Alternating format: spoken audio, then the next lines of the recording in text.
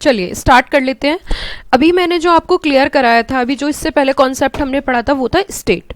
अब हम बात करेंगे, यहाँ पे एक टॉपिक है जिसका नाम है जस्टिफिएबिलिटी ऑफ फंडामेंटल राइट्स। क्या जस्टिफिएबिलिटी एंड हम कह सकते हैं अमेंडेबिलिटी ऑफ फंडामेंटल राइट्स। अगर मैं इसमें एक वर्ड ऐड कर दूं,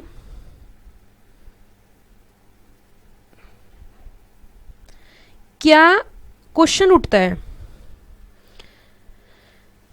क्या कोई ऐसा कानून बन सकता है, क्या कोई ऐसा कानून बन सकता है जो हमारे फंडामेंटल राइट्स को अफेक्ट कर दे, फंडामेंटल राइट्स को डिलीट कर दे। तो इसी के ऊपर आज हम डिस्कस करेंगे। आर्टिकल नंबर 12 तो हमने पढ़ लिया था, स्टेट था। आर्टिकल 13 कह रहा है give teeth to the fundamental, lays down rules in regard to law inconsistent. अगर कोई भी ऐसा कानून बनाया जाता है जो हमारे फंडामेंटल राइट्स के विरुद्ध है, ये आर्टिकल किस पे काम कर रहा है कि कोई भी कानून ऐसा जो किसके विरुद्ध काम कर रहा है, फंडामेंटल राइट्स के, क्या वो ऐसा कानून बन सकता है, नहीं बन सकता, और अगर बना हुआ है तो क्या होगा, वो सारा पॉइंट हम यहाँ पे डिस्कस करेंगे। तो यहाँ पे दो तरीके के लॉज हैं, एक है एग्जिस्टिंग लॉ, एक है फ्यूचर लॉ। अच्छा मुझे एक बात बताओ, कॉन्स्टिट्यूशन कब आया? 1950 में, ठीक। अब कुछ एक्ट ऐसे हैं जो 1950 से पहले हैं। किससे पहले हैं? 1950 से। और कुछ एक्ट ऐसे हैं जो 1950 के बाद वाले हैं। कुछ एक्ट ऐसे हैं जो 1950 से पहले हैं और कुछ एक्ट ऐसे हैं जो 1950 के बाद वाले हैं। तो पहले वाले को मैं बोल सकती हूं एग्जिस्टिंग लॉज, जो कॉन्स्टिट्यूशन के आने से पहले वाले लॉज हैं उनको हम बोल सकते हैं एग्जिस्टिंग लॉज। और जो 1950 के बाद वाले लॉज हैं जो बाद में बनाए जा रहे हैं उनको हम क्या बोल सकते हैं? Future laws. तो इन दोनों पे चर्चा करनी है। अगर कोई ऐसा कानून था जो हमारे फंडामेंटल राइट्स के विरुद्ध काम कर रहा था तो उसका क्या होगा? उसको कोर्ट इनवैलिड करार दे देगी। मैंने आपको पहले ही बताया था constitution is a mother of all laws. Constitution क्या है? हमारी mother of all laws. Future laws में पहली बात तो कोई भी स्टेट, अब देखो फिर दोबारा से यहाँ पे स्टेट वर्ड यूज हुआ, स्टेट वर्ड यूज हो रहा है ना। स्टेट मीन्स वॉट, बताओ जल्दी से। अब आप देखो, अब छोटे बच्चे नहीं हूँ, अब मुझे काफी देर हो गई आपको समझाते समझाते, ठीक है ना। स्टेट का मतलब यहाँ पे राज्य नहीं है, स्टेट का मतलब वही कौन कौन, बताओ जल्दी से। गवर्नमेंट ऑफ इंडिया, सेंट्रल भी गवर्नमेंट हो सकती है, स्टेट भी हो सकती है, ऑल लोकल और अदर अथॉरिटीज। कोई भी कानून ऐसा नहीं बना सकती जो किसके विरुद्ध हो, किसके विरुद्ध हो जल्दी बताइए, किसके अगेंस्ट हो? फंडामेंटल राइट्स के। तो फ्यूचर की भी मना करी, और प्रेजेंट में अगर कोई पहले था कॉन्स्टिट्यूशन से पहले, बेटा आगे चल के मैं आपको एक एक्ट पढ़ाऊंगी, इंडियन कॉन्ट्रैक्ट एक्ट 1872। क्या नाम बताया मैंने? Indian contract act 1872। तो अगर इंडियन कॉन्ट्रैक्ट एक्ट 1872 की बात करें तो वो 1950 से पहले का एक्ट है। तो ऐसे बहुत सारे एक्ट थे। देखो एकदम से तुरंत आनन फानन में सब चीजें चेंज नहीं होती। देश आजाद हुआ 1950 में, ऐसा नहीं है सारे लॉज हम चेंज कर देंगे। उससे पहले जो लॉज थे वो आज तक भी चल रहे हैं, ठीक है। तो कुछ एक्ट ऐसे हैं, कुछ लॉज ऐसे हैं जो हमारे कॉन्स्टिट्यूशन बनने से पहले के हैं, और कुछ लॉज ऐसे हैं जो कॉन्स्टिट्यूशन बनने के बाद के हैं। तो यहाँ पे क्वेश्चन उठता है कि जो कॉन्स्टिट्यूशन बनने से पहले के लॉज हैं, जो कॉन्स्टिट्यूशन से पहले लॉज हैं, क्या उनके अंदर कोई अगर ऐसा पॉइंट है या वो कुछ ऐसा कह रहे जो फंडामेंटल राइट्स के अगेंस्ट है, तो वो इनवैलिड और फ्यूचर में स्टेट बना नहीं सकती, और बना दिया तो उस पर ऑब्जेक्शन उठ जाएगा, ठीक है। तो देखिए इसके बारे में मैं थोड़ा सा आपको क्रक्स लिखवा देती हूँ।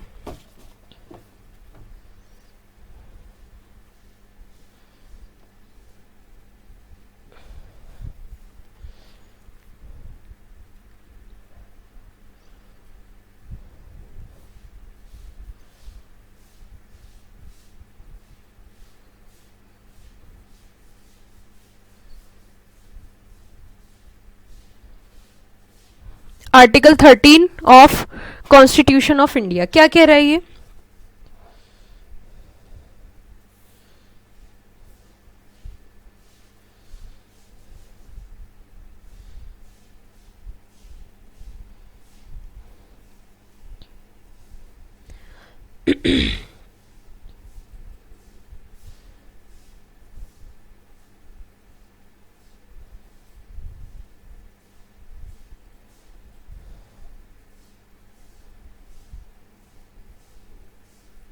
जस्टिफिएबिलिटी ऑफ फंडामेंटल राइट्स। तो इसके बारे में थोड़ा सा डिस्कस करते हैं हम।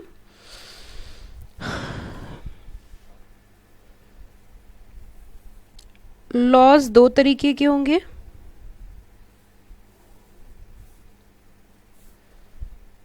एक होगा हमारा एग्जिस्टिंग लॉज,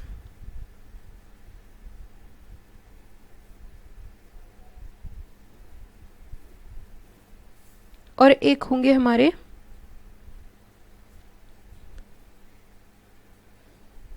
फ्यूचर लॉज। अच्छा, एग्जिस्टिंग लॉज किसे बोल रहे हैं?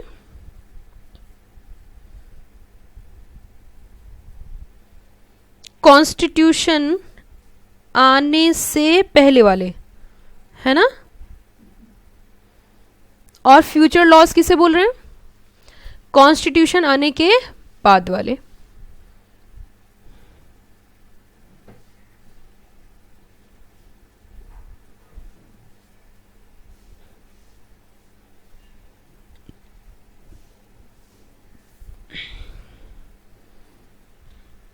कॉन्स्टिट्यूशन ऑफ इंडिया के आने से पहले और कॉन्स्टिट्यूशन ऑफ इंडिया आने के बाद वाले। तो इसी को थोड़ा सा देख लेते हैं। तो इसने क्या कहा, देखो एग्जिस्टिंग लॉज के बारे में। Law which in force before the commencement of constitution, declaration by court of their invalidity. However, court उसे क्या दे सकता है? इनवैलिड करार। However will be necessary before they can be disregarded. इनको डिसरिगार्ड करने से पहले declare that pre constitution laws are void against, they are inconsistent with fundamental right. वो किसके अगेंस्ट होने चाहिए? फंडामेंटल राइट्स के अगेंस्ट होने चाहिए। तो एग्जिस्टिंग लॉज को कोर्ट क्या डिक्लेयर कर सकती है? बताओ जल्दी से। कोर्ट क्या डिक्लेयर कर सकती है? Void, provided before disregarding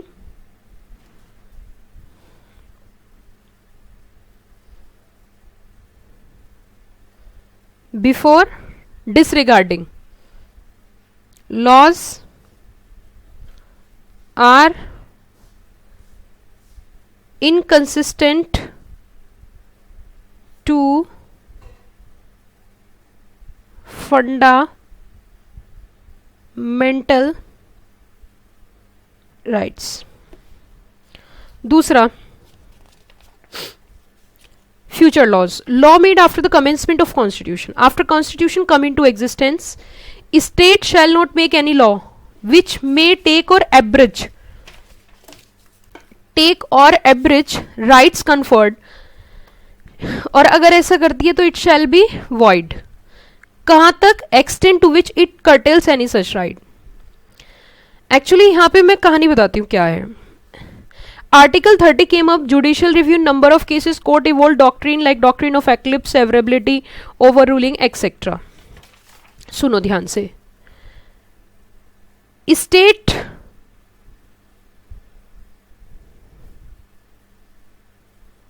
having no power to make any law which is inconsistent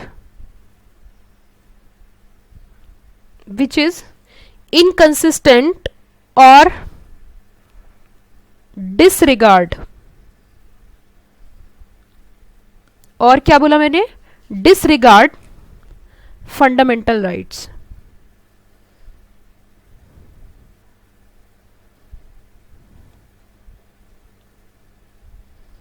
लेकिन सुनना मेरी बात ध्यान से, लेकिन अगर कोई ऐसा कानून है, क्योंकि इसमें ना एक doctrine of severability, doctrine of eclipse आया था आपके यहाँ पे, ये दोनों पॉइंट, ये doctrine of severability, doctrine of eclipse, ये आपके यहाँ पे डिफाइन नहीं किया, लेकिन मैं पूरा डिटेल में आपको समझाती हूँ, बड़े आराम से समझना। कोई कानून बना, ठीक है, उसमें से कुछ हिस्सा, ये वाला हिस्सा जो है ये फंडामेंटल राइट के अगेंस्ट है। फंडामेंटल राइट के क्या है? उस लॉ का एक हिस्सा फंडामेंटल राइट के क्या है? अगेंस्ट है। तो कोर्ट पता क्या कर सकती है? अब मैं आपको एक छोटा सा एग्जांपल देती हूँ, हालांकि मुझे ऐसी बात करनी नहीं चाहिए लेकिन मैं आपको समझाने के लिए कर देती हूँ। मान के चलिए कोई मिस्टर ए है, उसका हाथ खराब हो गया, और अगर उसका हाथ खराब हो गया आधा, तो उसका हाथ अगर नहीं काटा तो पूरा शरीर खराब हो जाएगा। हाथ काटने से काम चल सकता है, जीवित रह सकता है ना इंसान, तो हाथ काट देंगे। लेकिन अगर उसका कोई ऐसा अंग है जैसे लीवर है, हार्ट है, माइंड है, वो खराब हो गया, तो क्या उसे हटा दें? वो हट गया तो पूरा इंसान हट जाएगा। समझो मेरी बात। अगर उस लॉ का कोई ऐसा पोर्शन है जिसको हटाने से लॉ एग्जिस्टेंस में रहता है और पॉसिबिलिटी है कि वो हिस्सा हट सकता है, जो किससे इनकंसिस्टेंट है? फंडामेंटल राइट से। किससे इनकंसिस्टेंट है? फंडामेंटल राइट से। तो उस हिस्से को उस लॉ से अलग कर दिया जाएगा, उस हिस्से को उस लॉ से क्या कर दिया जाएगा? अलग। इसे बोलते हैं डॉक्ट्रिन ऑफ सेवरेबिलिटी। क्या बोला बेटा मैंने? हालांकि आपके यहाँ पे है नहीं, अगर भगवान ने चाहा आप अगले लेवल पे पहुंचे, और आप पहुंचोगे, मेहनत करोगे तो वहां जाके मैं आपको ये पढ़ाऊंगी, डॉक्ट्रिन ऑफ सेवरेबिलिटी। सीवर मतलब अलग कर सकते हैं, सीवर करने की एबिलिटी होनी चाहिए, ठीक है। यही रीजन है कि मैं आपको बेसिक में पढ़ा रही हूँ, क्योंकि एक ट्यूनिंग बन जाती है, एक टच बन जाता है, ठीक है। मुझे एक एक पॉइंट पता है कि ये आपको एग्जीक्यूटिव में पढ़ना है और इसके बाद आपको ये प्रोफेशनल में पढ़ना है। तो यहीं से एक कनेक्टिविटी बनती है, यहीं से एक कड़ी बनती है, यहीं से एक चेन बनती है, यहीं से एक चेन बनती है, यहीं से आपका बेस बनता है। तो इसे क्या बोलते हैं? Doctrine of severability. अब जो टीचर पढ़ाई सिर्फ इस लेवल पे रहा है, नेक्स्ट लेवल पे पढ़ाता ही नहीं है, उसको नहीं पता कहाँ क्या टॉपिक है, उसको कड़ी जोड़नी नहीं आती, उसको कनेक्टिविटी बनानी नहीं आएगी, वो कभी नहीं बन सकती। तभी बन सकती है जब आप तीनों लेवल पे स्थिर रूप से काम कर रहे हो। तो सुनो ध्यान से, क्या समझाना चाह रही थी मैं, कि उस लॉ का उस हिस्से को क्या कर देंगे? अलग कर देंगे, कोर्ट डिक्लेयर कर देगा सिविल कर दो। लेकिन कब? अगर चांसेस हैं तो, और अगर चांसेस नहीं है तो अलग नहीं होगा। एक होता है डॉक्ट्रिन ऑफ एक्लिप्स। एक्लिप्स का मतलब समझते हो ना? ग्रहण लग जाना। अगर कुछ हिस्सा ऐसा है जिस हिस्से को पे, जो हिस्सा आपके फंडामेंटल राइट्स के विरुद्ध है लॉ का, तो उस पे ग्रहण लग जाएगा, उसका कोई एग्जिस्टेंस ही नहीं रहेगा। ग्रहण का मतलब तो आप समझते ही हो। तो इसे बोलते हैं डॉक्ट्रिन ऑफ एक्लिप्स। अब देखो, मैं पूरे टॉपिक को एक बार रिवाइज करवा देती हूँ, धीरे धीरे आपको आगे बढ़ा रही हूँ, मुझे कोई जल्दीबाजी नहीं है। मैं चाहती हूँ आपकी चीजें क्लियर हो, क्योंकि आप पहली बार लॉ पढ़ रहे हो और लॉ भी कॉन्स्टिट्यूशन आपको दे दिया है, ठीक है। चलिए खैर, आर्टिकल 13 ये कहता है क्या जस्टिफिएबिलिटी है, फंडामेंटल राइट्स में चेंज कर सकते हैं या उसके अगेंस्ट जा सकते हो। तो दो तरीके का कानून, एक पहले वाले, एक बाद वाले। पहले वाले अगर वो पोर्शन है तो उसे नल एंड वॉइड कर देंगे। स्टेट तो फ्यूचर में तो बना ही नहीं सकती, और अगर बना दिया तो उसको भी क्या होगा? Null and void. ऐसा भी हो जाता है कई बार कि कुछ पोर्शन क्या कर दिया जाता है? Null and void. जैसे कि डॉक्ट्रिन्स मैंने बताई, कुछ डॉक्ट्रिन्स यूज करके। तो देखो, article 13 came up for judicial review. अच्छा, अब यहाँ पे एक वर्ड यूज कर रही है, जुडिशियल रिव्यू, है ना। तो एक एक शब्द आपके लिए कहीं ना कहीं आप एक तो मैं जितना पढ़ा रही हूँ सिर्फ उतने पे ध्यान देना। अपने हिसाब से अगर डीप डीप डीप डीप कहीं भी जाओगे तो तुम्हें समझ नहीं आएगा मैं जाना कहाँ है। जितनी चीजें मैं आपको बता रही हूँ उतनी अगर आपने क्रैम कर ली तो भी आपका क्लियर हो जाएगा। ज्यादा इधर उधर घूमोगे, ज्यादा इधर उधर अपना दिमाग चलाओगे तो कुछ समझ नहीं आएगा। जितना मैं कराती जा रही हूँ उसको बड़ी तसल्ली से ध्यान से करते जाओ। कोई डाउट आता है, कोई दिक्कत होती है तो आप मुझसे पूछो, यहाँ पे पूछ सकते हो, क्लास के बाद पूछ सकते हो, ठीक है। CS एग्जीक्यूटिव एंट्रेंस टेस्ट में एक तो ये टॉपिक डाल दिया है, ठीक है। अब पढ़ना तो है ही, पढ़ना भी चाहिए, जो चीज चैलेंजेस आए उन्हें हमें एक्सेप्ट करके आगे बढ़ना चाहिए। तो अगर एंट्रेंस, आप सब बच्चों को, सभी के लिए नया कोर्स है एंट्रेंस टेस्ट कहीं ना कहीं, तो अगर आपको कोई भी दिक्कत आती है तो आप व्हाट्सअप करो। ये नहीं कि कभी भी व्हाट्सअप करना स्टार्ट कर दिया, शाम को 6 बजे के बाद तो मैं आपका रिप्लाई करूंगी, ठीक है ना। तो जुडिशियल रिव्यू क्या होता है मैं बता देती हूँ कि कोर्ट है ना, जो डिसीजन दिया कोर्ट ने एक बार उसे दोबारा से रिव्यू करती है, देख लेती है कि देख लो अगर इसमें कुछ गुंजाइश हो तो उसे बोलते हैं डॉक्ट्रिन ऑफ रिव्यू। डॉक्ट्रिन लगा देती है, clips, availability, prospective, over ruling, etcetera etcetera. बेटा इसी के साथ आपका आर्टिकल नंबर 13 जो जस्टिफिएबिलिटी एंड अमेंडेबिलिटी था वो भी कहीं ना कहीं अब क्या हो गया है, पूरा हो गया है। अब मैं आपके स्टार्ट करूंगी फंडामेंटल राइट्स। क्या स्टार्ट करूंगी? आपके फंडामेंटल राइट्स हम लोग स्टार्ट करेंगे, और आर्टिकल नंबर 13 से। अब मुझे जो आपको पढ़ाने हैं वो पढ़ाने हैं फंडामेंटल राइट्स। चलिए